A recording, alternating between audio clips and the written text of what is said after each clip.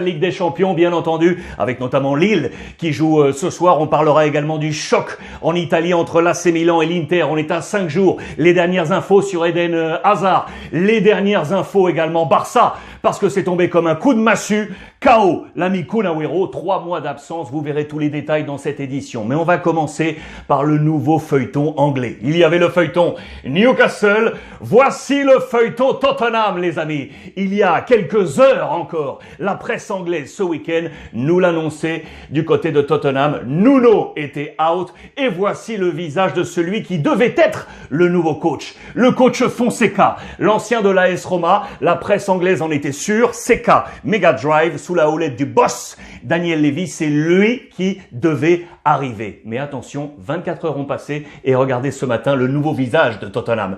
C'est monsieur Antonio Conte qui va débarquer. Certes, Nuno, c'est officiel, n'est plus le coach et voici celui qui va arriver. L'ami Conte qui était pourtant annoncé sur les tablettes, notamment de Newcastle ou encore de Manchester United. Eh bien finalement, oui pour la Première Ligue, mais du côté de Tottenham. On parle d'un contrat, regardez dans les colonnes de la Gazzetta dello Sport, lui l'Italien, jusqu'en juin 2023. On rappelle ses titres, notamment du côté de Chelsea, avec une Première Ligue ici et une coupe du côté de l'Angleterre. Il a dit oui à Tottenham et à juste titre. Vous allez comprendre pourquoi. Et on parle déjà de grandes manœuvres avec ce qui pourrait arriver. Regardez Vlahovic, l'un des buteurs premium de la scène européenne, le buteur de la Fiorentina qui intéresse grandement l'ami Conte, ou encore Kessié, le milieu de terrain de l'AC Milan qui n'a toujours pas prolongé. Il pourrait prendre la direction de l'Italie. Pourquoi Conte ?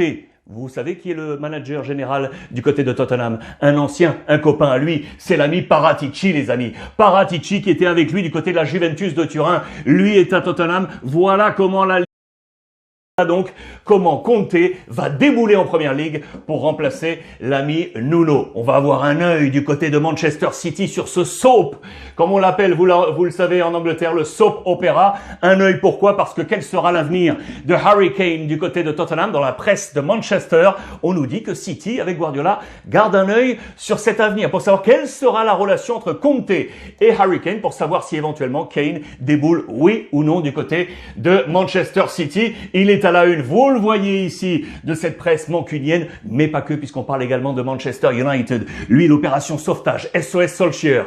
Vous le savez, après le 5-0 infligé par Liverpool du côté de Manchester, on s'est réveillé ce week-end justement face à Tottenham avec une victoire 3-0. Il adore la pression, il en veut encore, l'ami Solskjaer, et il peut s'appuyer sur ses cadors. L'expérience de Cristiano Ronaldo et monsieur Cavani, deux hommes très très forts ce week-end dans cette victoire de Manchester United. Attention à Paul Pogba. Que va-t-il se passer avec Pogba du côté de Manchester, du côté de la Juve? On parle de nouveau d'une arrivée, d'un retour éventuel de Paul Pogba du côté de la Juve. Ça ferait du bien, vous vous en doutez, à Max Allegri qui est sous pression. On va jouer ce match de Ligue des Champions face au Zénith. Si en Champions League ça marche pas trop mal, vous le savez, en Serie A c'est la catastrophe et du coup on a fait appel à un psychologue de la part de Max Allegri, c'est le professeur Vercelli. Il est ici, on travaille psychologiquement sur la victoire du côté de la Juventus de Turin et il le faut. Je vous prends un homme pour incarner ce déboire du côté de la Juve.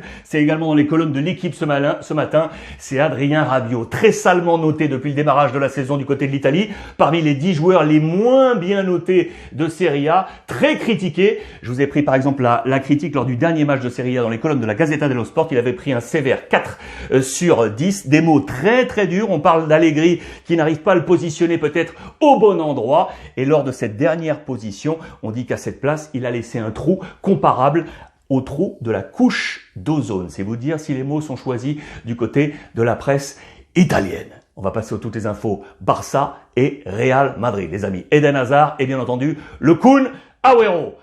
Les informations Barça pour commencer. Le Barça qui joue aujourd'hui, les amis, en Ligue des Champions, c'est une finale. Le Barça ne peut pas ne pas prendre de points sur la pelouse du Dynamo Kiev pour espérer encore se qualifier pour la suite de la Ligue des Champions et ne pas être éliminé. Un œil sur un homme aujourd'hui, c'est lui, Ansu Fati, pour cette grande finale. C'est l'homme attendu du côté du Barça, mais pas seulement. Et pourquoi? Parce que le Kun Agüero est tombé, les amis. Je vous en ai parlé sur le débrief sur YouTube.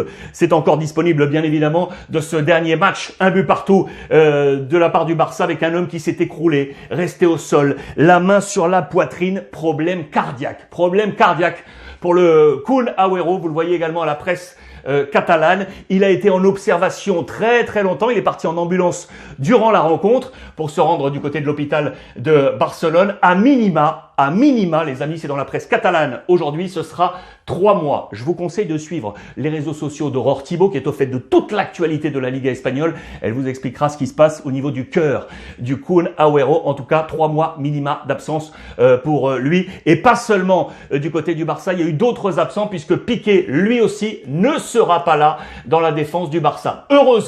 Heureusement, alors si les regards vont bien entendu se tourner vers Ansu Fati qui sera là, parce que c'est une véritable finale, les regards de Sergi, l'entraîneur intérimaire, vont se tourner également vers lui, les amis. Lui, Dembélé, le Français, lui pourtant qu'on voulait jeter dehors il y a encore quelques mois, pourrait être accueilli aujourd'hui comme un sauveur. Je le dis clairement, comme un sauveur du côté du Barça, car là, l'électricité, la vitesse pourrait venir de lui. En conférence de presse, Sergi Ligue des Champions l'a annoncé. Voilà un des retours les plus espérés. Más esperados du côté du Barça. Pour de nouveau gagner le respect, il faut s'imposer. Ce soir, du côté du FC Barcelone, il y a beaucoup de choses, vous l'aurez compris, avec l'absence de Kun Agüero, l'absence de Piqué également, mais il y a également des retours avec Dembélé. Donc vous l'aurez compris, pour voir un Barça réarmé, Dembélé. Et donc là, retour de Frenkie de Jong au milieu, même si depuis le début de la saison, c'est moyen, très sincèrement. Le retour donc de Fati, et ça c'est intéressant, c'est le retour de l'Uruguayen Araujo en défense centrale. Il ne devrait pas être titulaire aujourd'hui, mais voilà 4 retours précieux pour le FC Barcelone. Composition d'équipe probable pour le Barça ce soir sur la pelouse du Dynamo Kiev. Voilà pourquoi je vous disais qu'Araujo devrait être là, mais pas titulaire. C'est l'Anglais, le Français qui devrait être associé à Eric Garcia, Ter Stegen, Mingueza, Jordi Alba, Busquets, Nico, De Jong, ici donc le retour, Depay, Ansu Fati pour le retour, avec Serginho Dest. Que sera l'avenir du Barça en Ligue des Champions? Ça passe par ce match ce soir, 90 minutes pour les Catalans. En marge, je vous montre ça parce que vous le savez, le Barça est toujours en négociation avec Xavi. L'accord aurait été trouvé, mais il faut avoir l'accord du club qatari d'Al Sadd qui a réclamé que toute la délégation du Barça vienne au Qatar pour personnellement négocier ce contrat avec Laporta. C'est l'exigence. On veut voir le président Laporta présent du côté du Qatar, alors que vous le savez, je vous montre ça. C'est un entretien que vous avez dû voir sur l'ensemble des réseaux sociaux. Messi s'est exprimé en exclusivité dans le quotidien Sport. Il l'a rappelé. Il est là pour gagner la Ligue des Champions avec le Paris Saint-Germain. Il a également rappelé que les propos de Laporta l'avaient blessé. Lui le dit clairement. Personne, je dis bien personne, ne lui a demandé de jouer gratuitement. Il était prêt à éventuellement aider le club. Il avait baissé son salaire de 50%, mais il le rappelle, les propos du président Laporta l'ont blessé du côté de Lionel Messi. Les informations Real Madrid également, avec un homme à la une de toute la presse et notamment allemande. Regardez, je remercie mon copain Gianni qui m'a envoyé tout ça. Le roi, le king, David. C'est David Alaba, bien évidemment. Dans les colonnes de Kicker, on vous rappelle tous les joueurs qui sont arrivés au Real Madrid en provenance de la Bundesliga sur les 20 dernières années. Ils sont 11. Regardez ça. Le premier, c'était Bodo Illner. Sur cette période, en 1996, en provenance de Cologne. Il y a bien entendu du Toni Kroos, Carvajal qui était passé par Leverkusen, Khedira, Özil, Van der Vaart, Saïm, Metzelder, Jovic, Altintop, et donc Alaba. Ils sont 11 à être en provenance de cette Bundesliga pour armer le Real Madrid avec plus ou moins de succès. Vous me l'accorderez. Regardez toujours avec cette une, ça c'est dans les colonnes de Marca pour nous dire que Alaba est tout simplement l'une des meilleures recrues sur ces dernières saisons. C'est lui qui réalise le plus de temps de jeu, le plus de matchs disputés sur ces dernières recrues arrivées. Ceux qui avaient réalisé à peu près les mêmes chiffres, eh bien c'était justement Toni Kroos. C'était en 2014-2015. 2014-2015 pour Toni Kroos avec James. Les deux hommes étaient arrivés cette saison et c'était déjà Carlo Ancelotti, qui était le coach. Et la réussite aujourd'hui de David Alaba. Est-ce que ce sera une réussite également, oui ou non, pour Eden Hazard, les amis? Alors, il y a plein de choses qui se sont entendues ce week-end.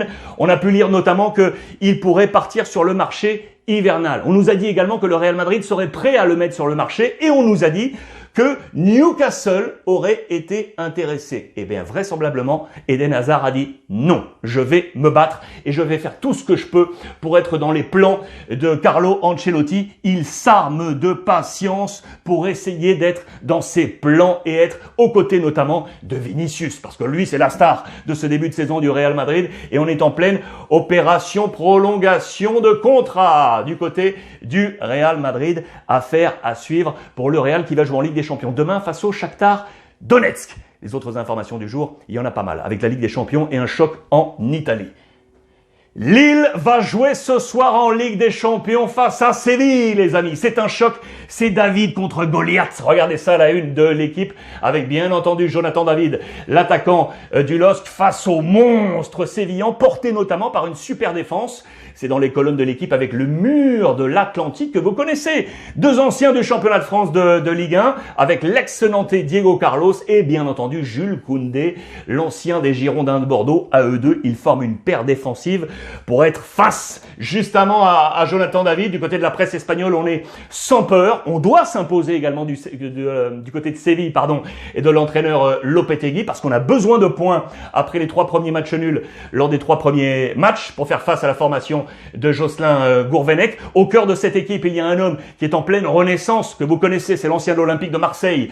C'est Ocampos, regardez, qui a notamment marqué ce week-end face à Osasuna. Ça lui a donné du plus pour aller chercher une place, bien évidemment, dans ce 11 de départ. Je vous ai mis la presse espagnole et la presse française. On va rester sur le 11 sévillan avec la presse espagnole, avec donc, vous le voyez, Koundé avec Diego Carlos ici. Voici ce 11 que vous pouvez apprécier avec Ocampos qui serait titulaire ici sur le côté gauche. Et pour le 11 lillois, prenons l'équipe avec ici ces hommes forts, suspendus au prochain avertissement. Attention à André et à Iconé, pas mal d'absents, et notamment Bouraki Yilmaz touché. Alors du côté de l'Espagne, on nous le mettait, vous voyez ici, comme titulaire. Pas du côté de l'équipe, on nous annonce Timothy Weah à la pointe de l'attaque avec Jonathan David, Iconé, André, Renato Sanchez, Bamba, Reynaldo Diallo, le capitaine Fonte, Cilic et Gerbic ici dans les buts. Lillois, affaire à suivre, match ce soir. J-5 en Italie, il y a un choc terrible. Regardez ça.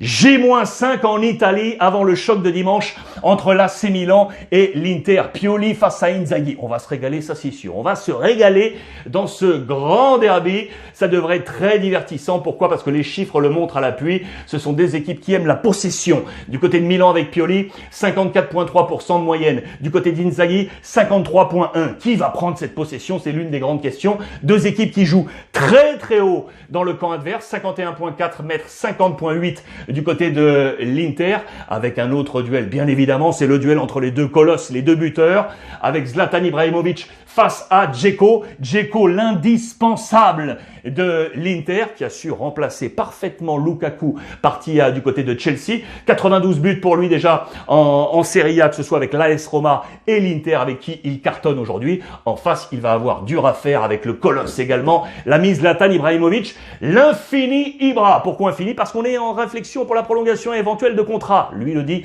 si je ne suis pas en pleine forme, je n'irai pas plus loin. Je vais tout faire pour être en forme et continuer avec l'AC Milan. Il cartonne en ce moment. Vous le savez, il est à la une vraiment de toute la presse. Il était à la une de ce week-end pour la victoire face à l'AS Roma, où il a été énorme, véritable buteur pour permettre à Milan d'être dans un paradis pour deux à la lutte avec le Napoli en Serie A.